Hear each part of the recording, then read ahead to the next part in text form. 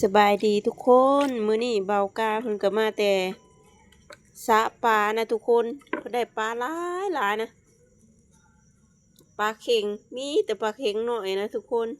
ปลาเข็งใหญ่ก็มีอยู่ได้ทุกคนได้ทั้งกระปูได้ทั้งปลาเข็งได้หลายหลายนะเพิ่นมาแต่สระปลาเพิ่นได้นกแกน้าพร้อมนะทุกคนนกแกน้าบ่นี่ค่ะเขาเอิ้นนกแกน้าบ่ได้นกแกน้าพร้อมนะทุกคนโอ้ไปซาปลาแต่ได้นกมาพร้อมนะทุกคนโอ้อากานี่หากินมันลีเนาะทุกคนเนาะขอบริไปน้ำเพิ่นน้ำมือนี่ก็ได้เพิ่นบ่อยไปเพิ่นว่ามันไกลเพิ่นว่าเลือกออกก่อนเนาะทุกคนเนาะโอ้อากาก็มีแต่ขี้ต้มนะทุกคนมาเลือกขี้เหงื่อก่อนเนาะทุกคนเนาะ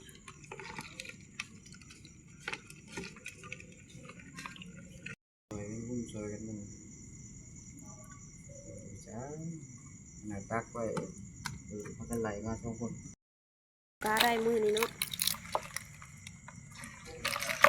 ลูกก็ได้ร้ายได้แต่ปลาเค็งนะทุกคน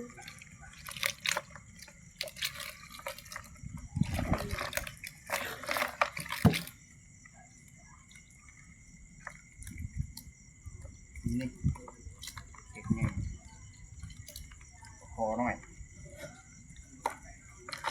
ผลงานเบากามือนี่ลึกก็ได้ร้ายน้ำเบากาเนาะ